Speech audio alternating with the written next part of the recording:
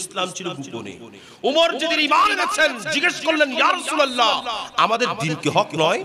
আমার রাসূল বলেন, হ্যাঁ ওমর, বালা ফাল্লাযী নাফসি বিয়াদিহি আন্নাকুম আলাল হক, নিশ্চয়ই আমাদের ধর্ম হক, তোমাদের ধর্ম হক। তখন ফারুক আজম বলেন, তাহলে আমি আর গোপনে ইসলাম প্রচার করব না, আমরা বের হয়ে যাব। এক লাইনের মধ্যে হযরত ওমর ইবনে খাত্তাব ছিলেন, অপর লাইনের মধ্যে হযরত হামজা বিন আব্দুল মুত্তালিব ছিলেন। দুইজন দুই পাশে দাঁড়িয়ে পেছনে দুই সারি করে রেলি বের করে ইনারা সবাই মিলে আল্লাহর ঘর খানায়ে কাবার মধ্যে গিয়ে উপস্থিত হয়েছে। সর্বপ্রথম প্রকাশ্যে ইসলাম প্রচার করেছেন ফারুক আজম, সর্বপ্রথম যিনি প্রকাশ্যে হিজরত করেছেন।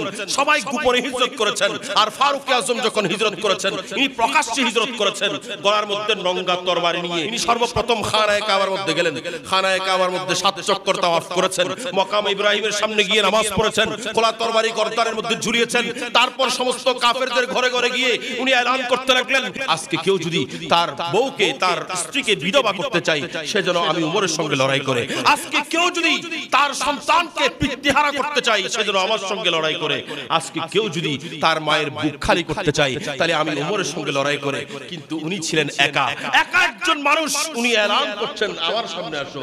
পুরো মক্কার মধ্যে কোনো ব্যক্তি উমর ইবনে খাত্তাবের সামনে দাঁড়াতে পারেনি।